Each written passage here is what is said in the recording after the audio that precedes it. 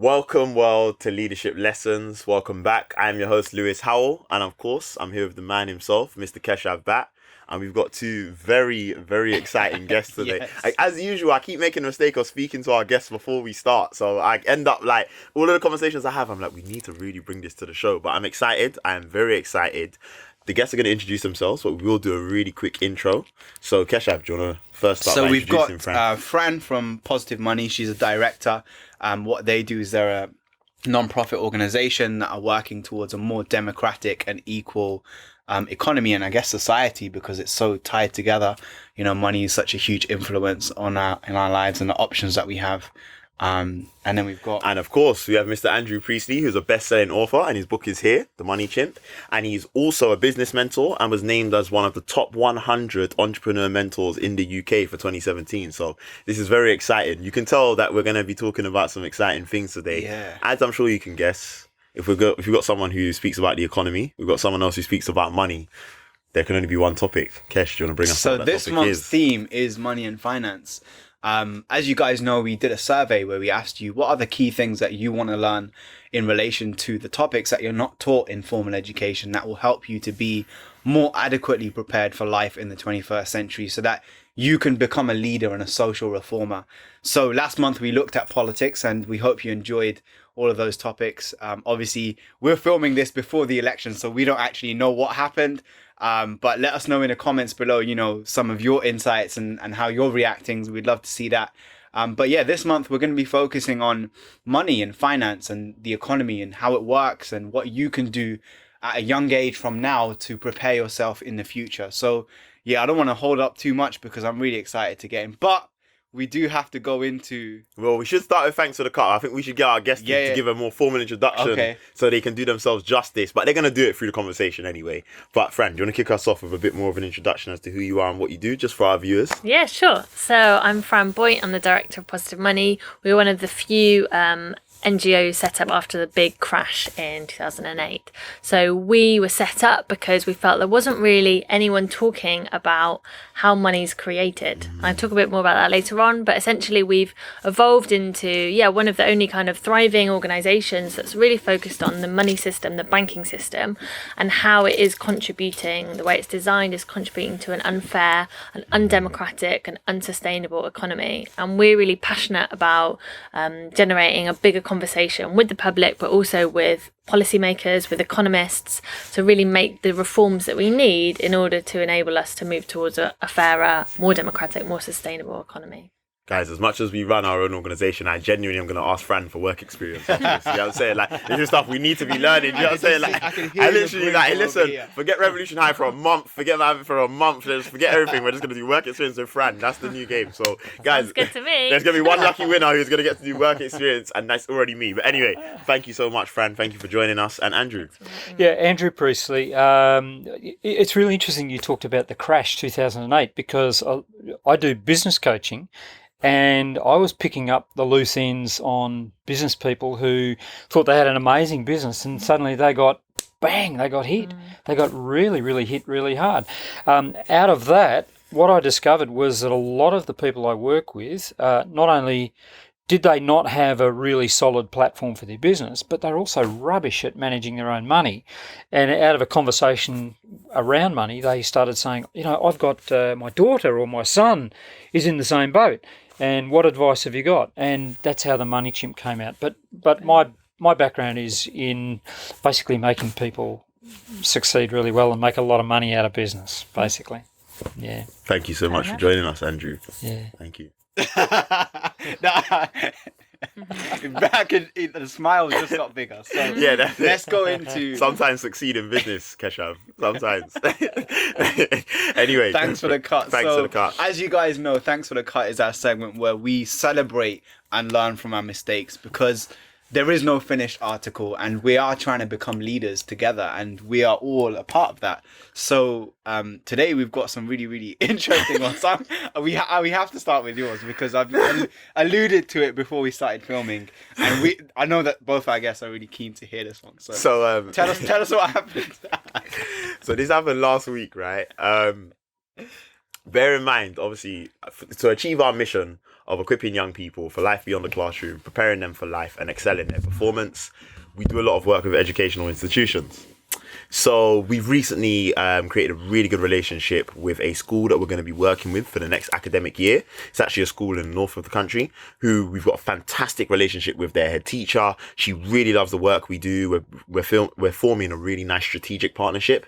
That means that not only are they one of our clients, but we want to actually make them key stakeholders as we go about transitioning the end of the academic year coming, so i.e. come this time in 2018, to look at how we go about bringing the same program we're doing to other schools in the area and community, using them as a key stakeholder and allowing them to really have a stake in what we're doing. Essentially, so to give you a bit of context as to why we're speaking to her, but we had this idea of doing this one-day program of workshops with schools, but we want to do it before the academic year ends. So, of course, naturally, as you do as a business person, you have to ask for referrals, you know? So I said to the head teacher, like, just by any chance, are there any other schools that you think might be interested in this one-day program? It'd be a really good way to pilot this new program that we'd like to run. And she said, yeah, of course, like, send me the information so I can see it, 'cause she's already confirmed she wants to run it this academic year, i.e. before mid-July. And she's like, I'll forward it on to my colleagues at other schools as well. So I said, yeah, sure, no problem. Here was the problem. So there was a problem, which was when we first started working on the document, it was a Google Doc. Naturally, you comment on Google Docs, right? Downloaded it as a Word doc. Comments And are made a still feature. there. It wasn't there on the Word doc visibly, but when I saved it as a PDF, they were there. So I've now sent her the PDF, and she's like, there's a few comments on the document. Did you want me to forward that version? Or dear. and I was like, I just looked at Keshav. I just looked at him and said, thanks for the cut. Yeah. Literally, I just went, thanks for the cut, Rachel. And then I literally just, within a flash, just deleted every single comment and then So sent it how back did you over. respond to that, and what did you learn? It was immediate. So the response, like, practically was go back to the Word document, like, resolve every single comment, and then obviously save that as a PDF and send it back over. But essentially just, you know, I tended to go for humor in that situation. So I'd say to her, wow, this is the result of working too fast. This is what happens when you're really passionate about what you do. So to sort of reverse engineer why I responded in that way, it was a thing of, one, I am most comfortable responding in a way that involves humor because I know that's part of my personality. Two, it was a thing of, I tried to, without actually sounding nonchalant or sounding self-centered, I did also allude to the fact that I know she is passionate about this work and she knows I'm passionate. So I'm going to go for something that I see as middle ground, which means that there is no longer, there isn't any opportunity for friction or resistance to occur because I've gone for something that I know we both are definitely dedicated to.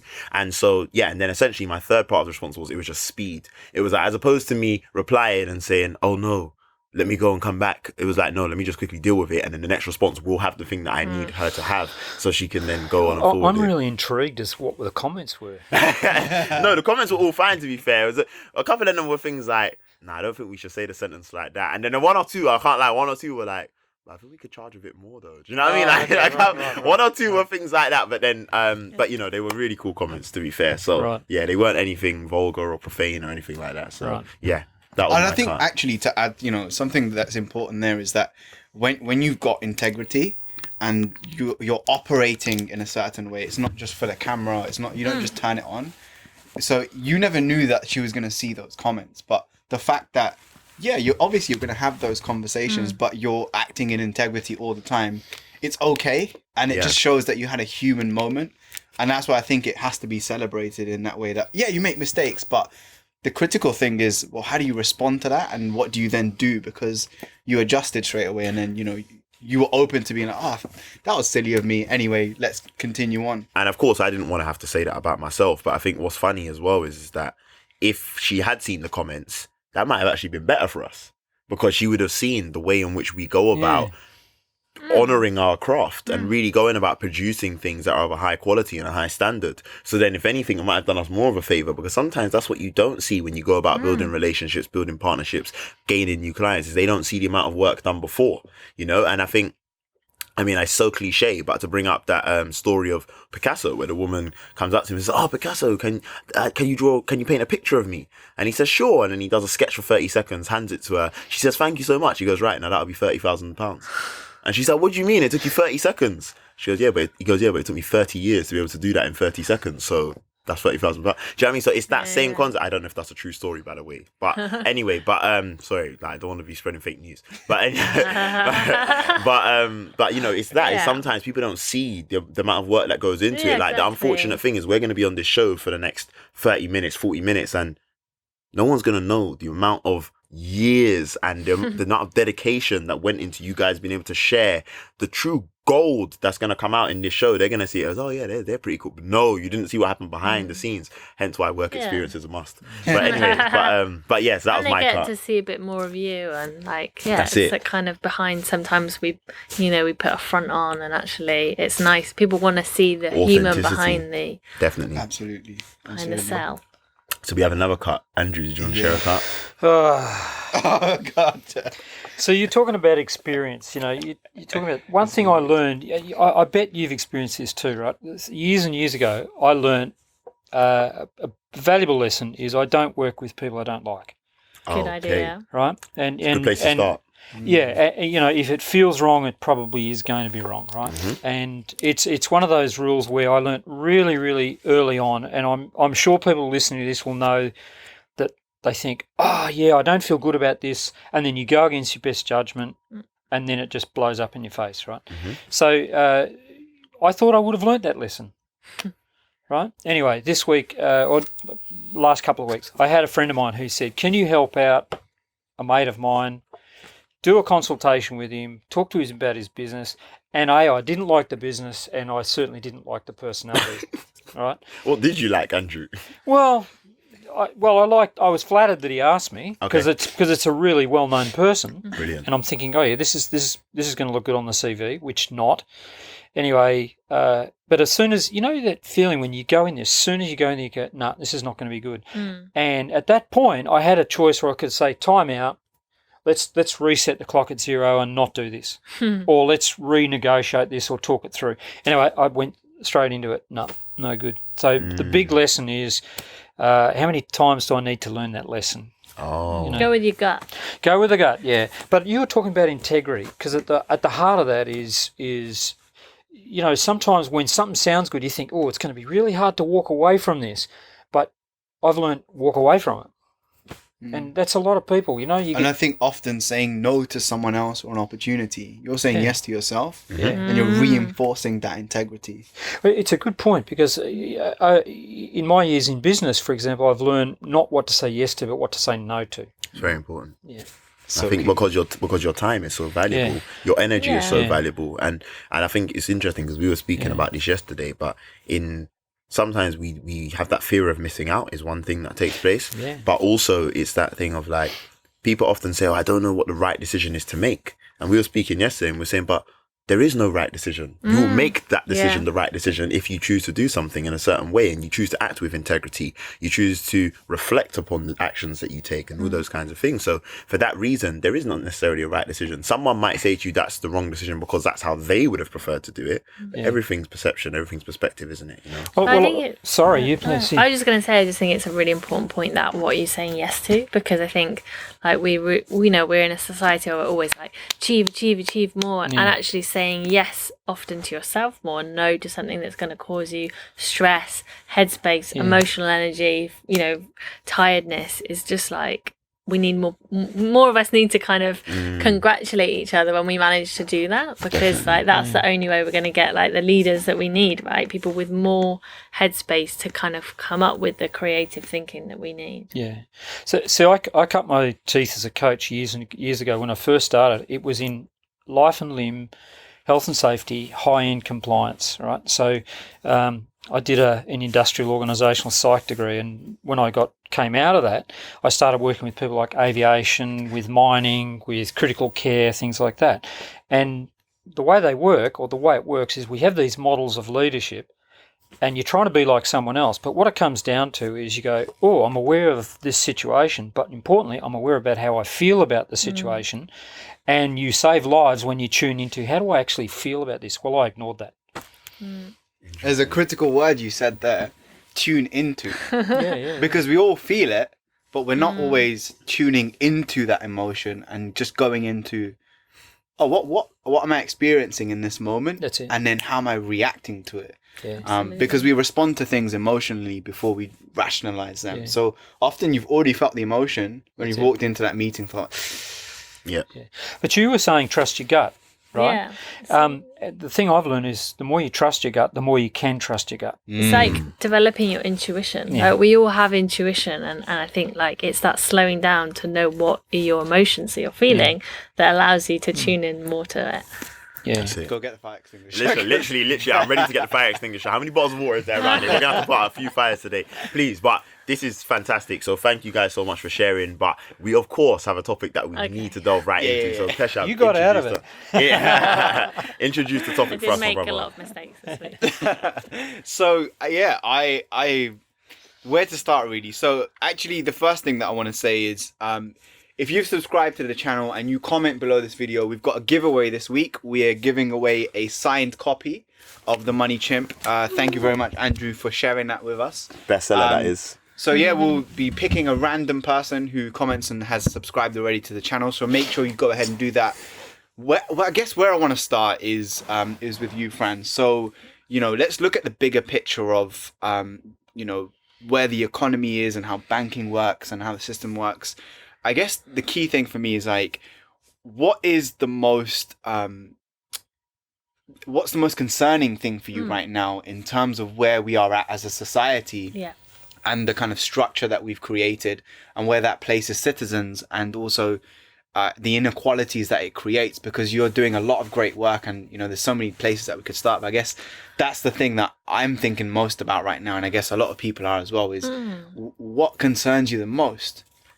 Wow, that's a big question. And I think, a lot of things kind of are very worrying and troubling about the way the current system works. So I guess one of the most immediate things, in a way, relates to Andrew's work quite a lot, because it's around like the levels of private debt we have in the economy. And we know that high levels of people having to carry around so much debt leads to financial crises. Like, if you look throughout history, that's been one of the triggers, is like kind of debt to income ratios. And, realistically, we are in the UK growing our economy a lot on relying on people to take on more debt. But, it's actually not working.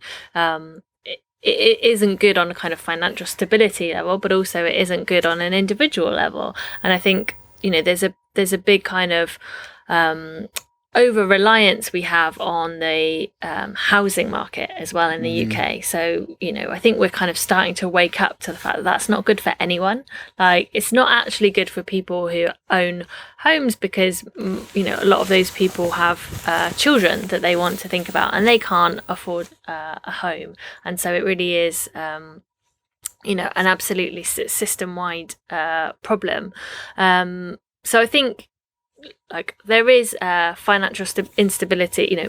The UK has one of the highest debt levels in kind of in Europe, and I think that that's really worrying. But I think that kind of taking a step back and looking behind what is driving that is what we do. And we kind of criticize the way that, obviously we've had austerity, we've had government cuts, which have been really bad for the economy, and people hasn't helped with incomes. So incomes have been stagnating, and that's why people are also having to take out more debt. But we also have monetary policy. So we look at the Bank of England and the policies they've been doing over the last since the crash, which have been kind of where politicians have looked to kind of stimulate the economy. But actually, if you look at what's happened, all they've been doing is helping to fuel more finance and property markets. So we've got this really unequal economy, and it's reliant on high levels of debt, unaffordable housing, and loads of money going into financial and property markets. And that's what I find the most worrying. Is there a particular reason why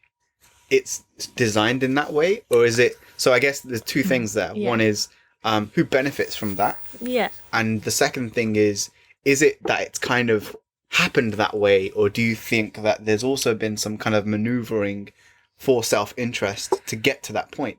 Yeah. So I think, like, who it benefits is the top, 1%. There's actually been studies to show that quantitative easing, which is a horrible word, but is one of the policies that... What does Yeah, that can mean? you It's explain actually it for two us? words. It's not- Yeah. so quantitative easing is a monetary policy that's been carried out since the crash. And so that's central banks. So the Bank of England in the UK, Federal Reserve in the US, the European Central Bank in Europe, Bank of Japan, they've all been doing this policy where they essentially create money out of nothing. And they use it to flood financial markets. So they use it to buy bonds from financial companies, banks, insurance companies. And essentially what that does is keep bond and stock prices pumped up. And there's been a study done by the Bank of England itself, which said that that policy in the UK has made the top 5% of people richer by £128,000. So it's literally making the rich richer. And there's not really anyone talking about it or anything being done about it. I forgot what your original question was. Yeah, the question was, You asked me to explain is that. it that it's been, because I guess there's an inclination when you hear about those things that, the rich are just trying to make themselves so richer. So is that it rigged? A little bit that question. Or is it more people just being more opportunistic? Because obviously, I don't want to make a blanket judgment. Yeah. So I think that there's a lot of groupthink. So the people that run the Bank of England. So I need to pause there. No, that was no. Where's the fire extinguisher, Okay, please? sorry. Go on. That was so powerful. Groupthink. Break that down. Yeah, so it's basically when you get people with the same ideas in a room and they kind of self-reinforce each other. Exactly. So they're just like, oh, I think this. Oh, yeah, I think that. Oh, I think that too. So there's no one challenging them. There's no one challenging their thinking on how the economy works, what are the problems and how it could be different. And that kind of has happened at a high level across like thinking on the economy. But, thinking about that practically, like you can think of the politicians that run the government, but particularly like the Treasury, the Finance Ministry, and the people that run the Bank of England. And so, basically where like the public, the people we elect or the people that the politicians appoint in the Bank of England, they're meant to be, really overseeing in a way how this economy works. And they've kind of told themselves that this is the right way, that, the market knows best, but in a kind of weird way where we kind of don't, we have this very dysfunctional housing market. We have an economy that's skewed towards financial markets, and they've kind of all convinced themselves it's okay and there's not really any way it could be. I think since the crash, like some economists have started to wake up and be like, wait a minute, we really didn't understand what was going on. And there's a lot of prominent economists, like the chief economic commentator for the Financial Times has like become a massive radical. He supports positive money. Wow. And a few other like individuals, but still those people that hold power have kind of convinced themselves that this is the only way it could be. And it's people like Positive Money, and yourselves who are interested in challenging, does it have to be this way? Could we actually design a better system which didn't, have such unequal consequences for most people? And you mentioned the fact that this group think mechanism is taking place. And I think that brings us back to when you were introducing yourself. I didn't want to cut you, but you mentioned that it's unequal, it's undemocratic, and it's unsustainable. And I just like the way you used the "un" 3 times, and I just wanted to make sure that you could affirm me at that point. But anyway, it was unequal, it was undemocratic, and it was unsustainable. And I think the middle one there around undemocratic is what possibly causes it to be unsustainable, which is that if you don't have, first of all, a diverse enough group of people who are engaging in that conversation and are actually able to put forward their ideas and their possibilities for how things can develop and how things can change, as well as the fact that we spoke about this before the show started. Is it even open? Are we actually communicating? Because if we are having conversations based on topics, using jargon, and actually putting out information that people who we're told we are serving as economists and those that are sharing this information, if we are putting out information that those people cannot actually receive, understand, and then assimilate and use, we're not actually communicating with them at all. So you can't then engage a diverse group of people in this conversation because we're not actually opening the conversation up to them, which is interesting. But I'm also tempted to bring in yourself, Andrew, because I think, Kesh, you alluded to this, which is that as much as these things are happening, how do we, and I think there is a an element of not allowing people to have a victim mindset, because I see that far too often as well. I see it far too often where you get people who would consider themselves to be from poorer parts of the country, from poorer backgrounds, who just say, oh, well, this is what's happening. All the rich people are getting rich and there's nothing I can do. And you sit there and go, but hold on. There are many things you can do to still be someone who acts from an ethical point of view, to still be someone who doesn't necessarily contribute to things getting worse, but is still able to handle their money correctly and build wealth and things like that. So what would you say on that point, Andrew? Oh, this is a huge topic. I mean, you talk about the victim mentality, right? I don't want people to be victims around money, right? Because if you're talking about banking reform and government reform and things like that, a lot of people just feel this is all too hard for me to think about, and their default position is I'll just sit like a rabbit in the headlights and just wait for whoever makes up their mind to do stuff, right? So I'm really about empowering an individual. And I was saying to you before, I'm going back to a time. Think of it like this, right? We've had a big crash. Okay, we've got no money. It's really hard to get a job. I can't get on the property ladder. What time in history am I describing?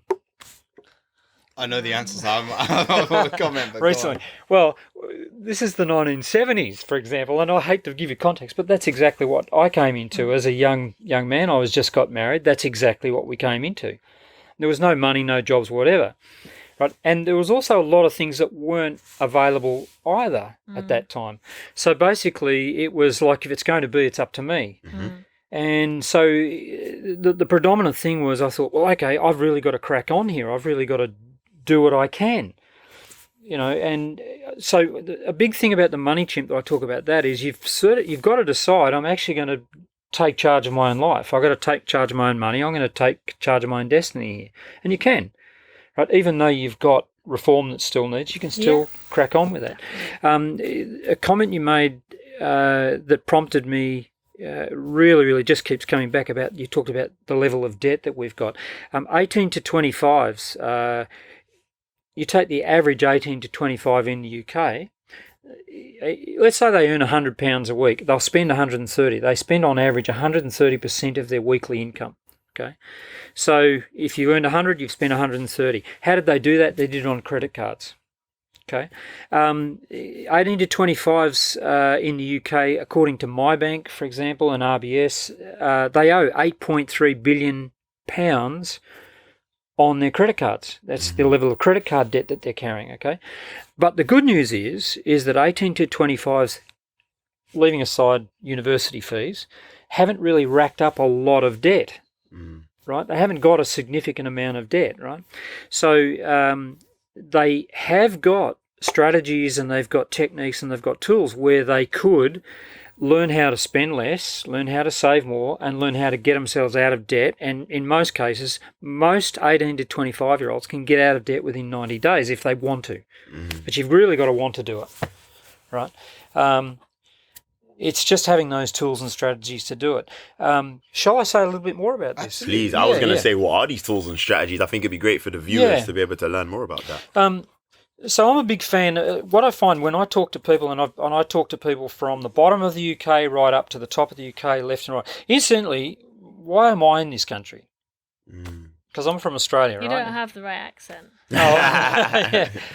So I'm from Australia. So why am I here? Because I came here in 2008 when the crash was happening. Why on earth would I come here? Australia was pretty much insulated from the crash, right? Macquarie Bank in 2007 saw what was happening in the US and said, okay, we need to do banking reform really quickly, and they took that evasive action, and so Australia was pretty much insulated, plus they pumped up their sales of natural minerals and resources and things like that, right? Make no mistake, this country is an amazing country. No matter what economy we've got right now, if you cannot make a living here, if you can't succeed in this country, you either don't know what you're doing or not trying, or you just don't want to succeed, right? And the reason I'm here is I've got the whole of Australia's business population in one town, right? There is so much opportunity here, right? And young people say, oh, yeah, but it's for you, it's better, it's okay for you, but in actual fact, there's so much they can do. So I'll give you an example. I was working with this a mate of mine. He's a pastor at a church, and he said, "Can you come and talk to my young people? You've written this book. Can you come and talk to our young people about money?" And we ran a little 3-month program for them. And there was a kid there who was about 17. I'm just trying to think what the minimum wage was. About £4.25. How long ago were you talking? A couple of years ago. Not that low. Yeah, it was around surely. about £5, £6. £5, £6, right? So he was earning that, and he was working at a takeaway food store, right? And where he was living, I said, "How did you come here today?" He said, "I walked down the street." I said, "What did the street look like?" "It's pretty messy." I said, "Why don't you clean it up?" And he said, "Well, how?" I said, "Well, just go and knock on the door and say, 'Would you like me to clean up the rubbish in your front yard for £2?'" Right? So he said, "Really?" I said, "Yeah, from where you're sitting. You don't have to go and get on a bus or anything. Just walk within half a mile of where you're sitting. Just go and clean up houses. Charge them £2." His average hourly rate went up to something like £27 an hour because it would only take him 2 or 3 minutes to clean up the front yard of a place. There you go. Right? Then he gets industrious and he thinks, people have got all this stuff to get rid of. Why don't I hire one of those skips? So he gets this big metal skip and he goes up and charges a tenner to all these people up the street. He's now making something like £180 an hour. You got it? So if you're industrious and if you think, you actually think your way out of these issues, right? Anyway, here's what the skills were. I looked at over 175 books, and anyone watching this, if you think, where do I get the books? Just go to your local library or go on internet, right? So I went on and looked at 175 books. We looked at 43 courses over a 4-year period, hundreds and hundreds of websites. Your own bank has information you get from free. And what I found was if you actually think about all the skills that are really good about making money, managing money, etc., it really comes down to about 10 key things, right? And it's 5 skills and it's 5 habits. And the thing is, if you look at all these books, you've got 3 in one book, 7 in one book, 5, whatever it is. What I did was I said, okay, let's put all the 10 big ideas into one book. That's what's in the Money Chimp. Okay, so the 5 skills or the 5 habits are: you've got to earn money, spend. Most people know how to spend the money, right? They overspend. Rule number 1, if you want to make money, is spend less than you earn. If you can't manage that, you're in trouble. Okay, save. So the rule there is save 10% of everything you earn. And people say, "Oh, I only earn £100. Am I saving 10 quid?" Well, it's not the amount of money; it's the habit. Of course. Just get into this habit of saving 10% of whatever you earn. After tax, take-home money, just save something, right? And don't ever touch it. Learn how to invest. And there's any number of websites that'll don't start investing, learn how to invest. And then the 5th one was learn how to give. And people, when they talk about spending and earning, they forget about the fact you've got to give. You have to. Right? And giving is an amazing thing because when you actually give whatever you've got, right, it actually teaches you to actually value what you're earning because you're going to give something back. So since I arrived in this country, I remember going to, where is it? Hammersmith, the M&S at Hammersmith, right? Okay. And we got there in the peak of winter, and I'm standing there. There's this young guy, and he's selling a thing called The Big Issue. And then he was telling me about Crisis, for example.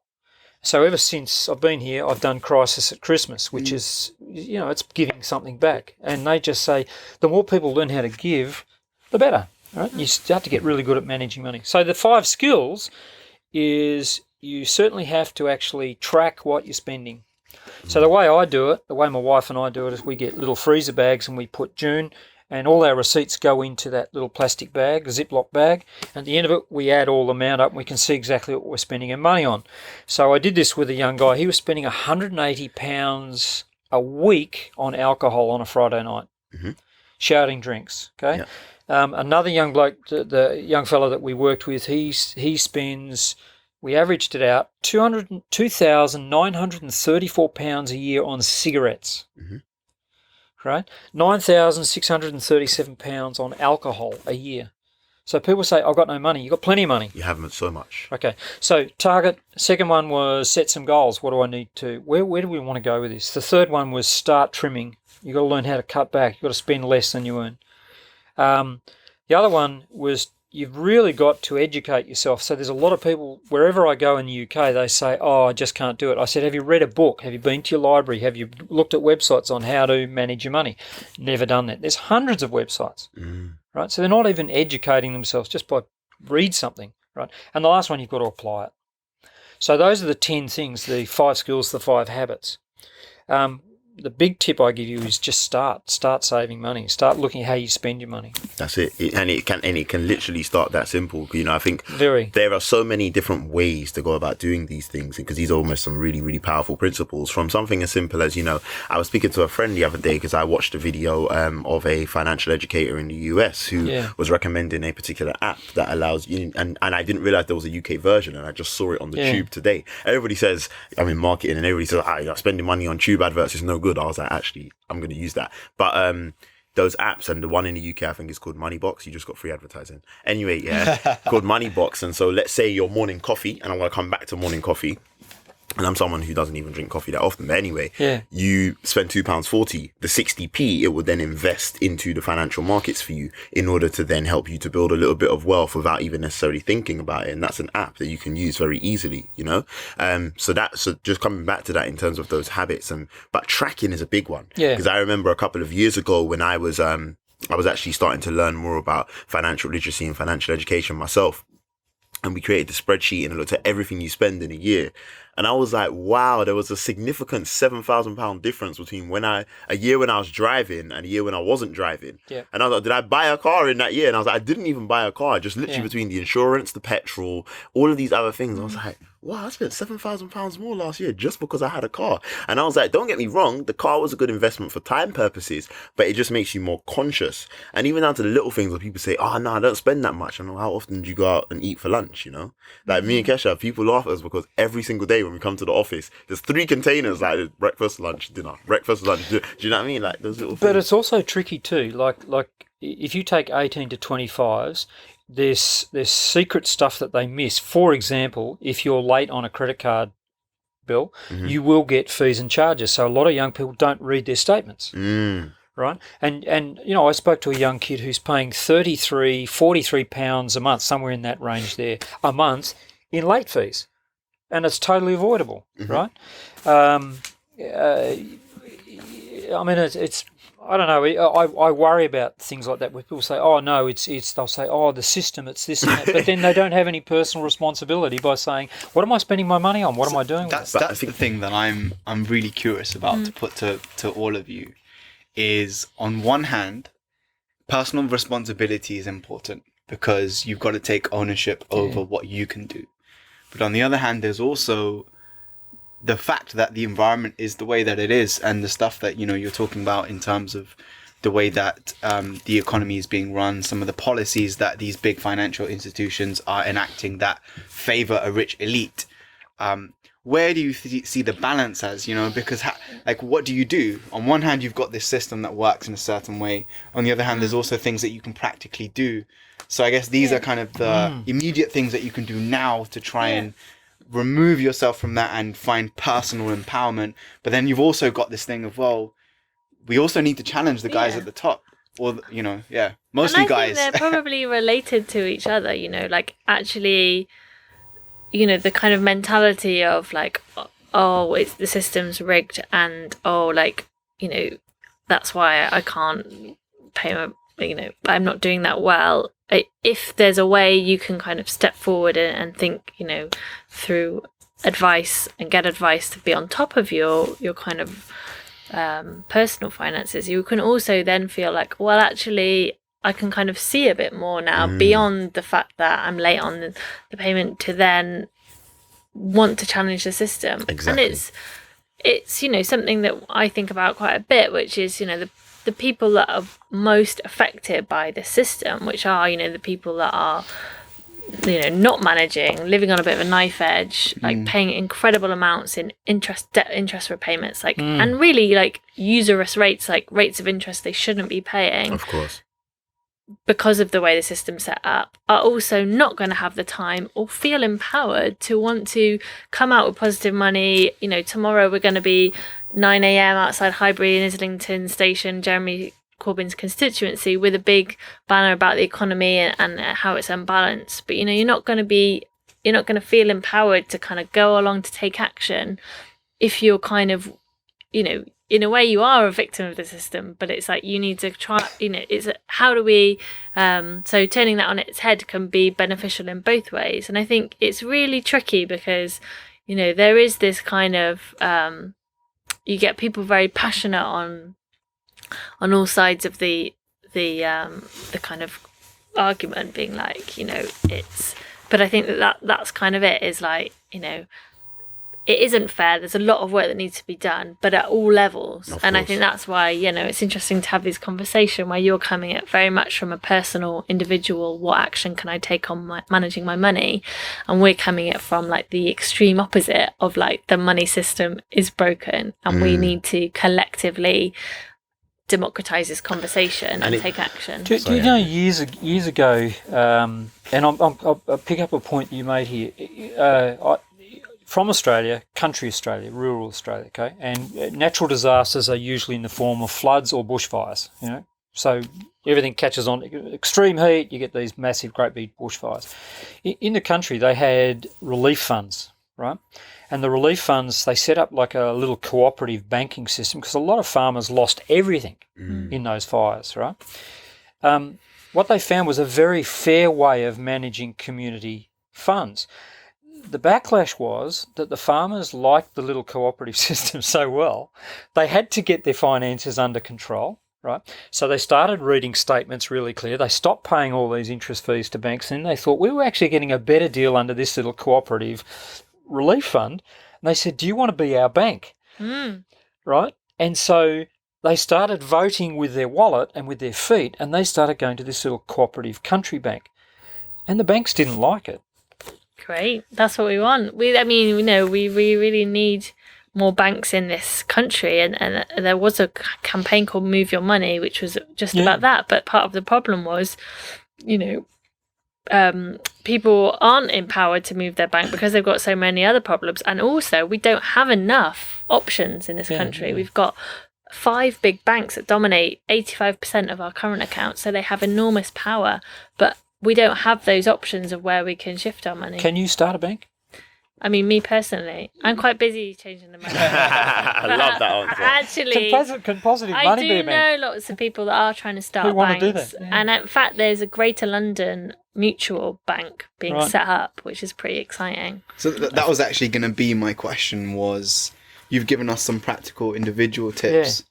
Yeah. What are, like, who do you rate right now? Who are some of the voices, the leaders, the people that obviously you got positive money, but that people can go away and follow or support or get involved with, either I'm really interested in terms of politicians and policy. Interesting. But I'm also interested in, like, who are some of the banks that we could go and support?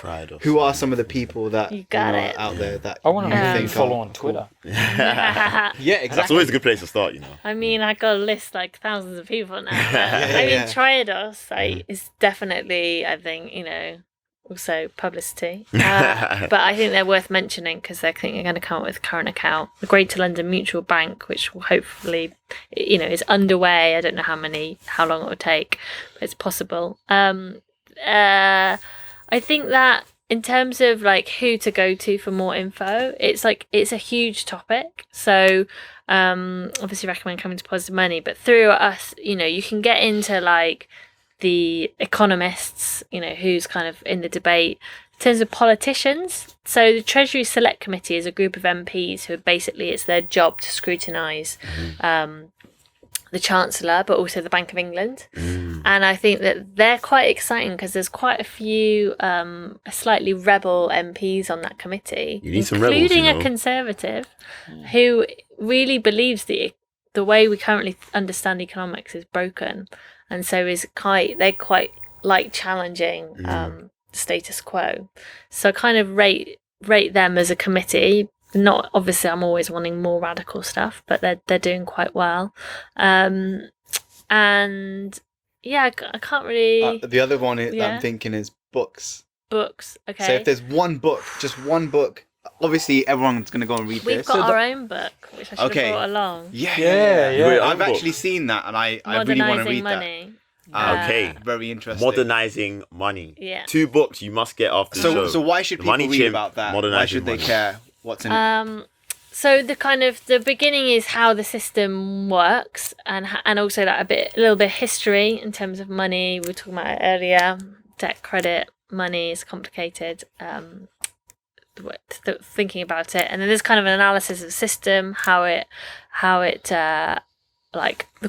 contributes to these systemic problems of inequality, debt, housing, the environment, financial crises, and then there's kind of looking to reform. So that's an interesting one. There's the Felix Martin, The Philosophy of Money. That's quite a good one. And if you really want a really hardcore one, David Graeber, who's an anthropologist, Debt, the First 5,000 Years. Oh, I've heard of this, yeah. And one more I'll drop in there, even though she doesn't like positive money that much. And Pettifor's The Production of Money is a new one that's out. Interesting. So can we just confirm that basically? So our office space is a co-working space, right? Yeah. And just because I'm quite friendly, I kind of run our book club. I Great. said, I just need you to support me. The next 4 months of book club are sorted. Money Chimp, Modernising Modernising Money, Money, and a couple of the others that you just named. Yeah. We're literally good for the rest of 2017. I don't want to hear mean, anything from our book club. You That's it. kind of I don't know, go deep into money. Will you ever surface again? Well, it's kind of a black hole. we'll throw 1 or 2 But I other think books in just that's in case. the reason why also, why is it a black hole? Because it Yeah. makes me think the fact that I feel that way towards it, Yeah. that's It's so so- overwhelming. But this It's is good for someone. And I'll Somebody give you- benefits from me feeling that way and not engaging. And Absolutely. And I'll give you a great ultimately- example of that. I mean, even just on the shared email for all of the people who are members of the office space, it took, how many emails went back and forth? Someone just asked, I need an ethical business bank account. There was 25 people trying to feed their 2 pence. I'm not too sure, but I think this one, and I think I'm not too. It's that shouldn't have taken that long, and that shows us that. got work It's to good do. that people are thinking critically, but we definitely got work to do. And I know you guys are going to progress into something else, but I wanted to pick up on 2 things really, really quickly. One was the fact that I think you both alluded to it, which is that there is this individual level of being able to empower yourself financially to understand how to deal with going about making and managing money. Then there is obviously understanding where the flaws are in our system. But I think what's very clear is that the more you engage here is the more curious you become to understand how this works. So then hopefully you do start to understand, well, actually, this isn't working. And then what that leads to, which I think something that we're not taught enough in our lives, is that consumer power is huge. And I've only started to realize that even myself in the last few years about how I spend. And I'll give you a really it sounds really trivial, but my girlfriend says to me all the time, we need to go shopping. And I said to her, you don't understand. I can't do that as easily as it sounds because I'm very critical about where I spend my money. I can't just go to Westfield and walk into any shop and buy things. Genuinely, I'm thinking about whose family is being fed when I shop here and whose family is being torn apart when I shop here. So I'm being very, very, very, very critical of that, and even down to where I put my money banking wise. Yeah, do you know, you make a good point there. I mean, when it comes to money, particularly if you've got a partner, you want to be on the same page with this. Exactly. Right? Because I see people who argue and fight over their money. Yeah. And the Citizens Advice Bureau, for example, they would say that's the number one problem they have. When they get people who come in for debt counselling, for example, they've got their partners are arguing about. Yeah. They're not even on the same page about how what they agree their money should be spent on. Yeah. It certainly. You know what an infographic is, don't you? Yeah. Every government that I like in the Western world puts out great, Bureau of Statistics and what do they call it in this country? Office of ONS. National Statistics. Yeah, the Office of National Statistics, is it? Yeah. I can't even say it. Yeah, it The is, Office of National Statistics. They put out really amazing infographics every year on how people spend their money, right? The UK, this really got me, right, spends £5.4 billion on chocolate and they spend £9 billion on dentistry, Amazing. right? So It's worth it. the bit about manage your money. I've got a question for you. diabetes. Can I ask you a question, Fran? Yeah. Let's say Do I you like wake. chocolate? Let's say you wake up tomorrow, and a miracle's occurred, Yeah. and it's going exactly the way you would love it, what would it look like? Great question. Big That is brilliant question. question. And the Brilliant. more I think about this, the more I know it's like intractable from the people, right? So I think I can describe like a technical change of how the system would look, but in reality, I know it will only have the values of fairness, democracy, and sustainability if the people that are in charge of those institutions and that are in power, like, have those values and actually have like the direction, if you see what I mean. So on a technical level, we have a really radical proposal which is around not stopping banking, not stopping like lending, but having the banks currently are able to create money, as much money as they want, and most of it goes into finance and property markets. We think that they shouldn't have that ownership, and actually we should basically nationalize the power to create money. So actually the central bank, like I was saying earlier, creates something for QE, could create money, but actually that money should be spent on things we need: housing, green economy, infrastructure. So my vision is that much more money heading into the stuff we need, like those things, less money going into property and financial markets, a housing market that's fairer, and a kind of switching the power to create money from private hands to public hands. We learnt that lesson in 2008 about the housing market. Yeah, The economy's based on housing. We did learn that, and they quickly forgot that. absolutely. Yeah. Yeah. It's Having about housing for ages. having said that, I don't actually mind debt. No, and I think people quite often get positive money confused. They think that we're against debt. We're not. We understand it's a tool we all need. If we want to buy a car, if we want to buy a house, if we want to start a business, you need a loan. In our system, there still will be a lot of loans and there's a lot of lending. But it's about not having, it's kind of separating that function from the payment function. And, you know, you heard of peer-to-peer, like Zopa. Yeah. They get money in from people that want to invest. Yeah. They then loan it out. That's how most people think banks work. And that's what we're saying is how they should work. But actually, at the moment, they can just create it like that. And then that's where the problems start. And there's also this link between money creation and debt creation, which leads to this. And a really important thing there is that we normally look at a bank as someone friendly, even a company. But the key thing that you said is it's privately owned. So there are shareholders, and it's a business who have an agenda. It's a profit-seeking corporation. So it's a really important thing. Sorry. No, go on. I was just going to say, you know, there's kind of general understanding that when there's like a natural monopoly on something like a national currency, it should probably be in public hands. And I think somehow we've like the kind of most fundamental one, which is what we all use to kind of our day-to-day lives, is money. I'm already seeing a quote right there, you know.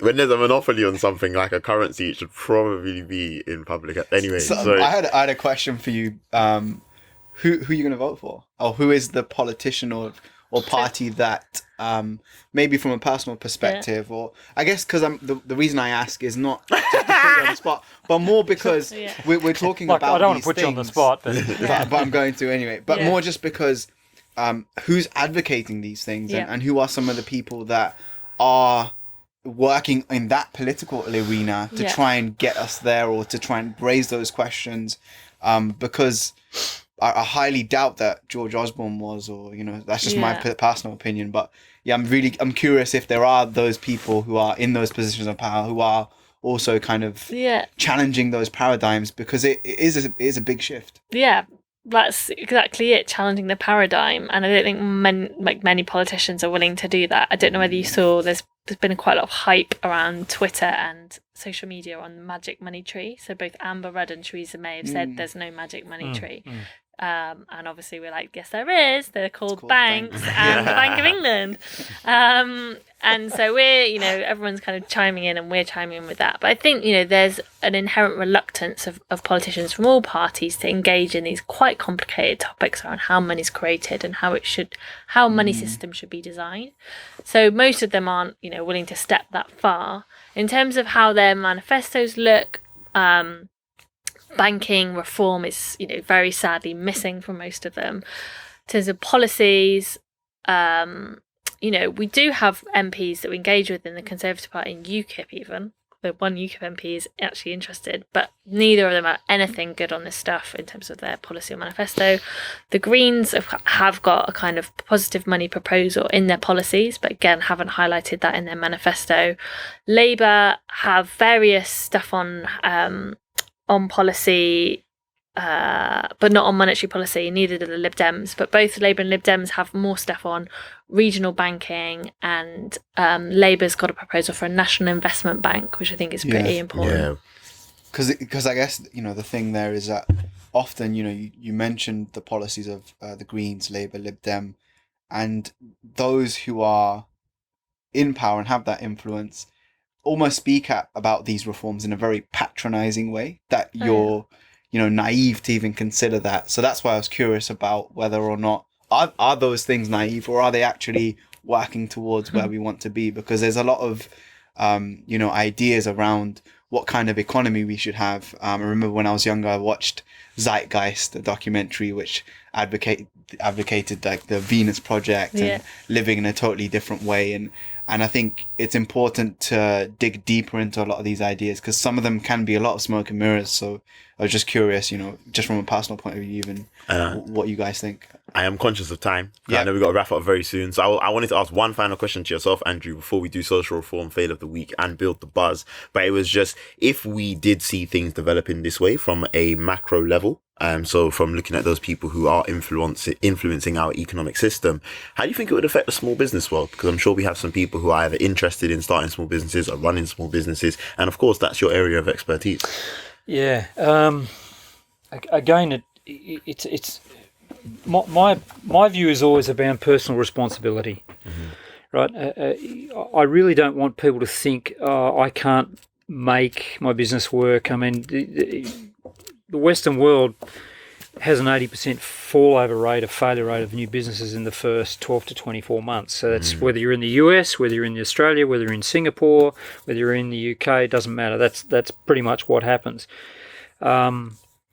But at the heart of it is people who don't have financial literacy, who don't want to be responsible for understanding how their money works. I have a question which I was thinking about this. Do you think you've got a choice to manage your money? Do you think it's your choice to manage your money well? Yes. You think it's your choice? It's actually your duty. Oh, okay, if we're going that deep, 100%. Yeah, right. So because otherwise, basically, you enter a cycle where you actually just create, I'm a whole victim to this whole system. I'm even a victim of my own statement, right? I actually believe it's your duty. And so I meet people in really depressed parts of the UK where there's nothing happening, and they're doing really great businesses. They're doing really, really well, simply because they decided to actually go, I want to take a little bit of control of what's happening. I think they do need options. Where could I bank? What could I do with my money? I've seen a model for that in Australia where they set up these relief banks, for example, which were wonderful things for communities, particularly the little community bank. And as it got bigger, then other people said, can I join that? And Australia's a big country, and suddenly people from a big, vast country are saying, can I invest in this little bank? Because the people saw it was good value. But at the heart of it, they're still taking responsibility. They're saying, yeah, I want to manage my money better. There's that actual conscious choice. That's what I want to do. What was the question? The question was, if you're a business owner. Yeah, how does it affect small businesses if we moved in the direction that positive money are recommending? I think it would be good. I think it would be a good thing because again, business people want control. They want to feel a sense of control over the destiny, over what's happening. Lending rates, as you said before, let's pick a number. Let's charge you a number, whatever we feel. Let's just suddenly you get a letter which says, oh, we've just put up your interest rate 2% without even telling me why.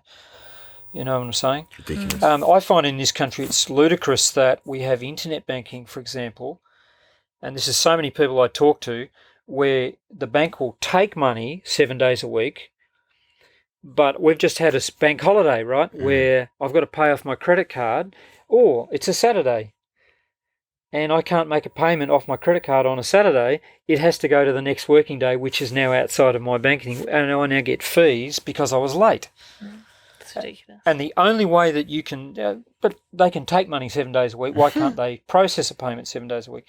But the only way you can get around that, most people will not ring up the bank and say, I tried to pay my account, and yet they'll be slugged £78, £45, £14. That's what I love about the distinction you made, is that it's your duty, because that, there's two mindsets there, as a victim and being an owner. And yes, there are inequalities, and yes, there are things that we are going to challenge, but ultimately we're all in that same boat, most of us, that majority. So that's why I love something that Bob Proctor actually said in his book, You Were Born Rich. And he said, like, call up every single person that you have to pay money to every month. So, like your phone provider, your whatever it is, credit cards, and you tell them how much you're paying.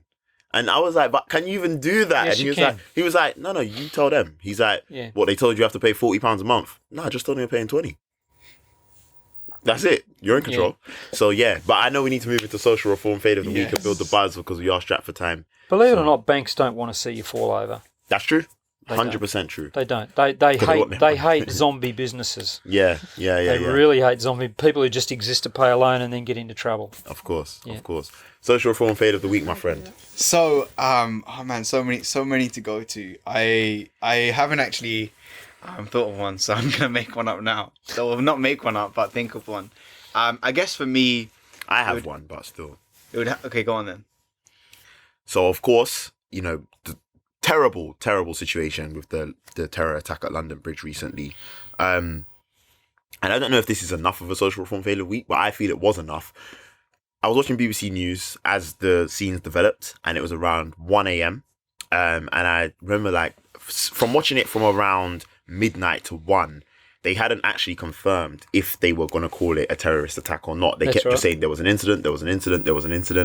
And then at about 1 a.m., they said, we can confirm that the Metropolitan Police have said that this is being classed as a terror attack.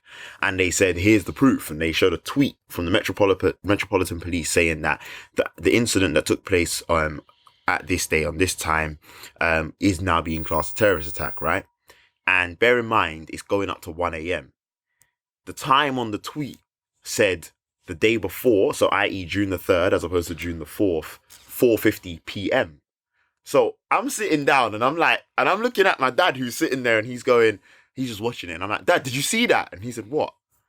And I said, give me your phone. He didn't even have the Twitter app, so I got angry. Right? So that's another conversation. So I ran and got my phone, which was on charge, came back, and I went to their tweet, and it actually did say 12:50. But I was like, why did that say 4:50 and why did this say 12:50? So, maybe partly the conspiracy theorist in my head, I don't know. But I was like, why does that have the wrong time? I was like, is this real? Do you know what I mean? It's only because I went and got my phone that I realized. Then I saw my Facebook the next day and everybody was talking about it. Like, how could it be the day before? How could you have announced that it was a terrorist attack before it even happened? Me putting two and two together, I was like, well, there must be a part of the world where it was 4:50, which means it would have been the Western United States. The question is, why are we using someone in the Western United States to give us information for something that's happening on our doorstep?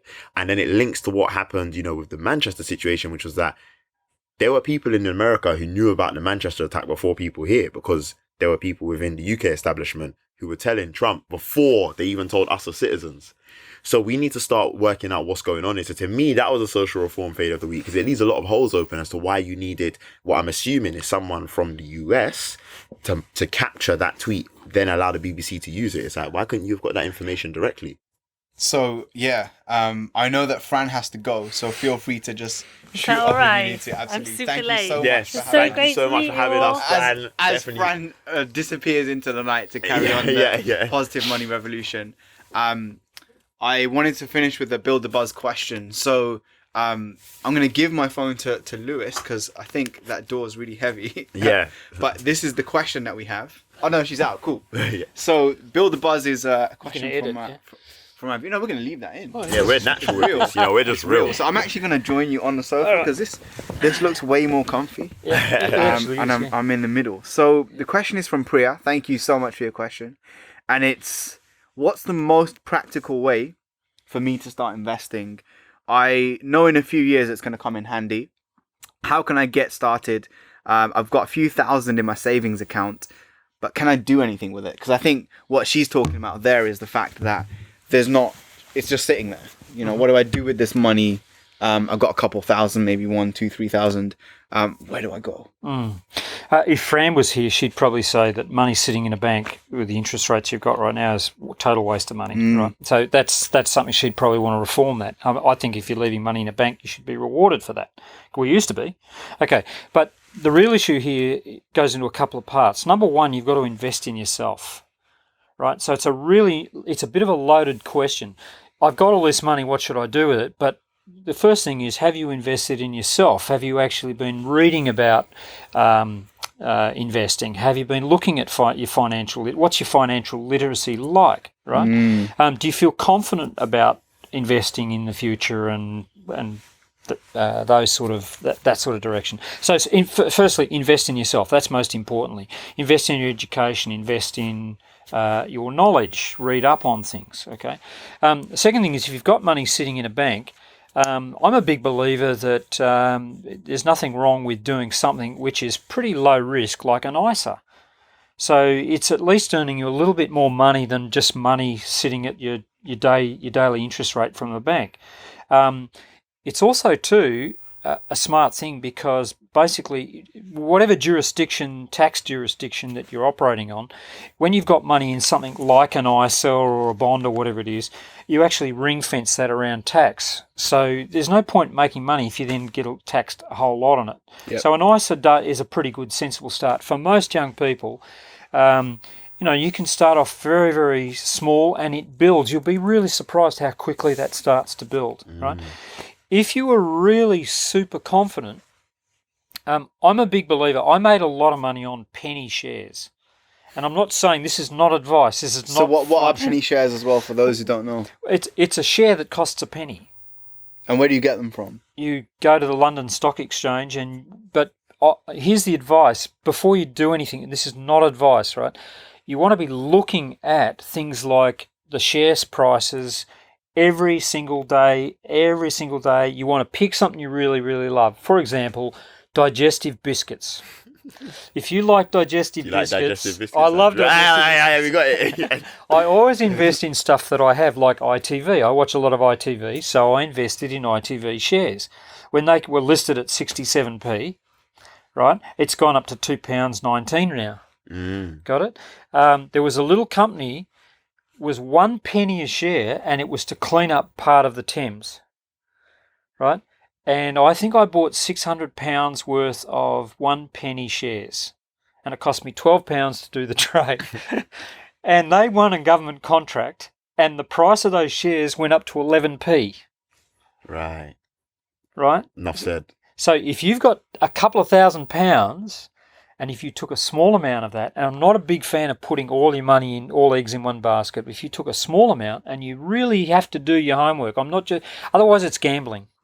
You're just gambling, right? You got to know what you're doing. That's if you were really across it. People think I've got to buy blue chip. You don't. There's a lot of money to be made in just little 1 penny shares, and start looking into that. There's loads and loads of information on the internet.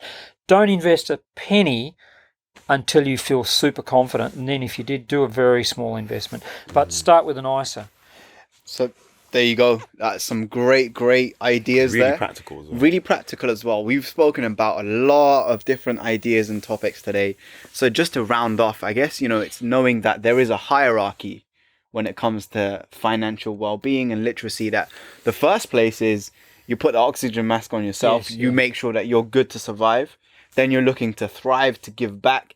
And then at the very top and the apex of that hierarchy is learning about the system, becoming more engaged, thinking about, okay, I've got money in different accounts. Maybe I can move it from, TSB or Lloyds or whoever you're with in the UK to Tridos or whatever it might be, and trying to kind of make those wins. And that final thing that you talked about is the first investment that you're going to make is in yourself. And you are that asset. So yeah, you got things like the book, which make sure you comment. We're going to be giving a signed copy away. Thank you so much for that. Can I jump in there? Absolutely. Too, and I talked about this before. If you're watching this there's a link, and it'll appear somewhere, where you can actually, investing in The yourself test. is finding about how am I at managing my money. I've made that link totally free to you. So you can go on there. It takes about 7 minutes. You'll get a 20-page report back. It'll tell you exactly how you are around those 10 skills. Even if you don't buy the book or do anything else, totally free. If you go onto the link wherever it appears, you'll be able to find out what your And I money just want to management endorse skills. that, because I Highly think recommend often that when we book. watch things and we see, oh, there's a free report, it comes with an agenda attached. It comes with like, I'm going to sell you my 5-step system. We've already checked for you, and we know that, you know, you're getting so much. You're getting, how many pages was that? 42, 20 pages. 24, 20 pages. yeah. I just doubled it in my head because it's just so good. Yeah. So make sure you go click on that link, comment below. If you've got questions, we'll be answering those in the comments below. And as always, guys, I just want to round off with a quote that I haven't said in a while, actually, is accept only the best and nothing less. Dream like you're a god, command like you're a king, and then work like you're a slave every single day so that you can have anything, guys. Thank you so much for watching, and we'll see you on the next episode of Leadership Lessons. Peace. That was awesome. Thank you. Really enjoyed that. Thank you. Tremendous. Honestly, that show was powerful.